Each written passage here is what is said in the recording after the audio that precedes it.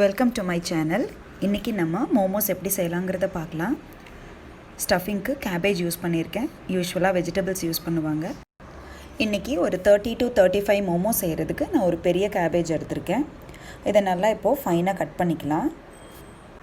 ரொம்ப ஃபைன் பீசஸாக கட் பண்ணிக்கோங்க. எவ்வளோ சின்னதாக கட் பண்ண முடியுமோ அவ்வளோ சின்னதாக கட் பண்ணிக்கோங்க. மிக்சட் வெஜிடபிள்ஸ் யூஸ் பண்ணினீங்கன்னா கிட்டத்தட்ட கட்லெட் மாதிரி ஆயிரும். அதனால் நீங்கள் கேபேஜ் யூஸ் பண்ணி பாருங்கள். எக்ஸாக்டாக மோமோ டேஸ்ட் உங்களுக்கு கண்டிப்பாக கிடைக்கும். கேபேஜ் கட் பண்ணியாச்சு. நெக்ஸ்ட்டு நம்ம ஆனியன் கட் பண்ணிக்கலாம். நம்ம எடுத்திருக்க கேபேஜ்க்கு 3 பெரிய வெங்காயம் எடுத்துக்கோங்க. வெங்காயம் கட் பண்ணும்போது எப்போவுமே அந்த மேலே இருக்கிற கெட்டியான பார்ட்டை வி ஷேப்பில் கட் பண்ணி எடுத்துக்கோங்க. அது எப்பவும் வாய்க்கு வந்தாச்சுன்னா அது டேஸ்ட்டே நல்லா இருக்காது. இப்போது ஃபைன் பீசஸாக ரொம்ப குட்டி குட்டியாக கட் பண்ணிக்கோங்க. கேபேஜ் எப்படி கட் பண்ணிங்களோ அதே மாதிரி ஆனியன்ஸையும் கட் பண்ணிக்கோங்க. இப்போது இஞ்சி 1.5 இன்ச் எடுத்துக்கலாம். இஞ்சி நல்லா கழுவி தோல் சீவிட்டு அதையும் சின்ன சின்னதாக கட் பண்ணிக்கோங்க. ஒரு கடாயில் 3 to 4 டீஸ்பூன் ஆயில் ஆட் பண்ணிக்கலாம். எண்ணெய் சூடானதும் நம்ம பொடியை நறுக்கி வச்சுருக்கிற இஞ்சி ஆட் பண்ணிக்கலாம். காரம் வேணுங்கிறவங்க பச்சை மிளகாய் ஆட் பண்ணிக்கலாம். நான் பச்சை மிளகாய் ஆட் பண்ணலை, ஏன்னா சாஸில் இருக்க காரமே போதுமானதாக இருக்கும்.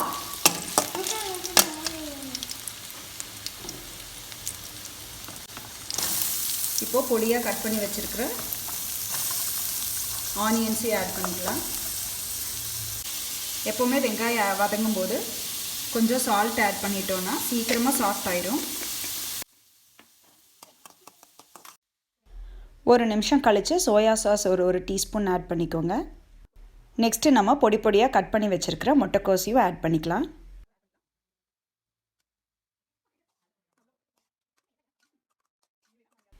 இப்போது நம்ம 1 டீஸ்பூன் சால்ட் ஆட் பண்ணிக்கலாம். ஏன்னா நம்ம ஆனியன் வதங்கறதுக்கு மட்டும்தான் சால்ட் போட்டிருந்தோம். ஒரு லிட்டு வச்சு கவர் பண்ணி லோ ஃப்ளேமில் குக் பண்ணுங்கள். இடையில நல்லா மிக்ஸ் பண்ணி விட்டுக்கோங்க. அப்போ தான் ஈவனாக நல்லா வேகும். இப்போது இந்த ஸ்டஃபிங் கவர் பண்ணுறதுக்கு மாவு நம்ம ரெடி பண்ணிக்கலாம். நம்ம செய்கிற 25 to 30 மோமோஸ்க்கு நான் 2 கப் மைதா ஆட் பண்ணியிருக்கேன். 1/2 டீஸ்பூன் சால்ட் ஆட் பண்ணிக்கலாம். ஒரு 1 டேபிள் ஸ்பூன் ஆயில் ஆட் பண்ணிக்கலாம். இப்போ நம்ம வார்ம் வாட்டர் எடுத்துக்கலாம். ரொம்ப ஹாட் வாட்டர் வேண்டாம். வார்ம் வாட்டராக இருந்துச்சுன்னா கொஞ்சம் சாஃப்டாக இருக்கும் மாவு. தண்ணி கொஞ்சம் கொஞ்சமாக தெளித்து மாவு நல்லா சாஃப்டாக பிசைஞ்சிக்கலாம்.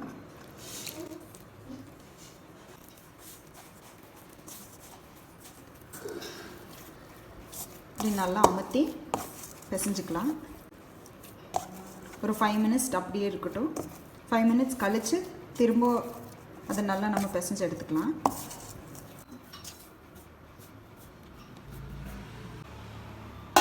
ஒரு 5 மினிட்ஸ் இப்படி நம்ம தட்டு போட்டு கவர் பண்ணி வச்சிடலாம். இப்போ முட்டைக்கோஸ் நல்லா குக் ஆயிடுச்சு. இந்த சமயத்தில் கொஞ்சம் கொத்தமல்லி இலை கட் பண்ணி போட்டுருங்க. ஃப்ளேவருக்காக மட்டும், நிறைய போட வேண்டாம். நம்ம ஸ்டீமில் வேக வைக்கிறதால ஹாஃப் குக் பண்ணாலே போதும். நான் குழந்தைகளுக்கு கொடுக்குறங்காட்டி 5 to 8 மினிட்ஸ் நல்லா குக் பண்ணியிருக்கேன். இப்போ நம்ம மாவு எடுத்து இன்னொரு வாட்டி பிசைஞ்சு வச்சுக்கலாம். கையில் ஒட்டாமல் இருக்குது. இப்போ எண்ணெய் அளவாக இருக்குது. மாவு உருண்டை பிடிக்க நீங்கள் செக் பண்ணி பாருங்கள். கொஞ்சம் லூஸாக இருந்துச்சு அப்படின்னா லைட்டாக ட்ரை மாவு கொஞ்சம் ஆட் பண்ணிக்கோங்க. மாவு கடைசியில் ஒரு ஸ்பூன் எண்ணெய் விட்டு நல்லா பிசைஞ்சு வச்சுருக்கேன். இப்போது நம்ம எடுத்து சின்ன சின்ன பால்ஸாக உருண்டை பிடிச்சிக்கலாம். கொஞ்சமாக எடுத்தால் போதும். அதாவது ஒரு லெமன் சைஸ் பால்ஸ் பண்ணிக்கலாம்.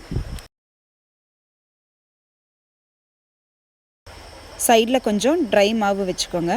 உருண்டை பிடிக்கும்போது மாவு தொட்டுட்டு உருண்டை பிடிங்க. கையில் ஒட்டாமல் இருக்கும். இப்போ நம்ம உருண்டை பிடிச்சி வச்சுருக்கிற மாவை ஒன்றா எடுத்து நம்ம மீடியம் திக்னஸில் சப்பாத்தி மாவு எப்படி தேய்ப்போம் அதே மாதிரி ஒன்றா தேய்க்கலாம். மாவு ஆட் பண்ணி தேய்ங்க. ஆயில் அப்ளை பண்ண வேண்டாம்.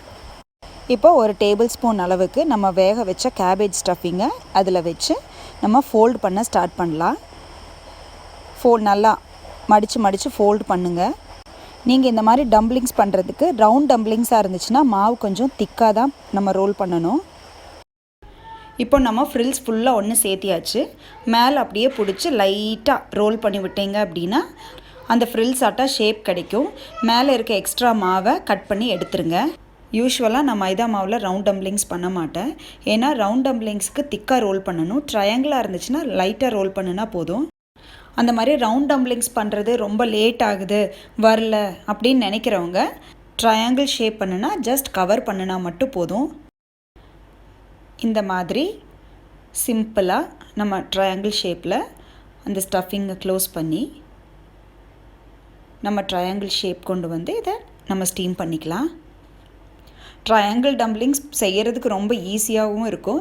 ஸோ நிறையா பண்ணும்போது நமக்கு கஷ்டமும் தெரியாது. என்னடா ரொம்ப நேரம் ஆகுது ஃபோல்ட் பண்ணுறதுக்குன்னு தெரியாது. பார்த்தீங்களா எவ்வளோ அழகாக வந்திருக்கு. இப்போ இதை ஸ்டீம் பண்ணுறதுக்கு இட்லி பாத்திரத்தில் தண்ணி எடுத்துக்கோங்க. நெக்ஸ்ட்டு அந்த பிளேட்டில் ஆயில் அப்ளை பண்ணிக்கலாம். ஆயில் அப்ளை பண்ணினோன்னா தான் நம்ம ஸ்டீம் பண்ணினதுக்கப்புறம் ஒட்டாமல் நம்மளால் எடுக்க முடியும். குழியில் மட்டும் இல்லாமல் மேலேயும் இருக்கிற கேப்லெல்லாம் பண்ணிட்டீங்க அப்படின்னா அது மேலேயும் நம்ம பீசஸ் வச்சு ஸ்டீம் பண்ணிக்கலாம். இப்போ நம்ம ஸ்டஃப் பண்ணி வச்சுருக்க டம்ப்ளிங்ஸை ஒன்றா அந்த மேலே வச்சு ஸ்டீம் பண்ணிக்கலாம். ஒரு 8 மினிட்ஸ் ஸ்டீம் பண்ணினா போதும்.